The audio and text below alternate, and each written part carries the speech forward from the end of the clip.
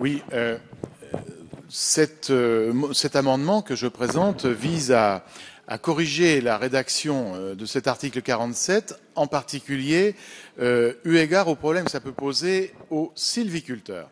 En effet, par sa rédaction, qui initialement visait les entreprises de travaux forestiers, en plus, en prime, les sylviculteurs qui emploient directement les travailleurs saisonniers sont également impliqués dans l'affaire. Donc, il est suggéré de modifier cela. J'en profite de la défense de cet amendement pour revenir sur le problème de la filière bois qui a été évoqué tout à l'heure.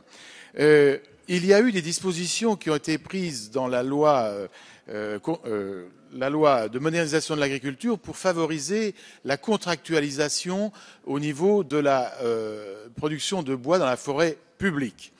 C'est une façon de lutter contre les exportations sauvages de bois vers un pays comme la Chine en particulier. Et il faudrait pousser encore plus dans cette direction, puisque, je le répète, c'est la forêt publique.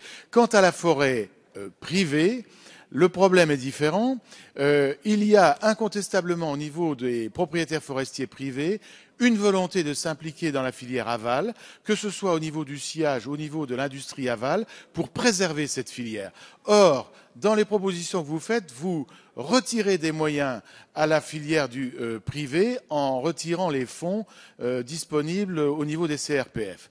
Donc, il y a quelque chose d'incohérent par rapport à la volonté que vous avez exprimée tout à l'heure d'aider à ce que l'exportation de bois vers les pays tels que la Chine ne s'amplifie pas encore au risque de mettre à mal notre filière. Car il est certain que si les Chinois payent bien le bois aujourd'hui, vous pouvez être certain que dans quelques années, quand il n'y aura plus de scierie en France, là, les prix vont changer et les Chinois s'approvisionneront à bon compte. Le programme est déjà dans les tuyaux.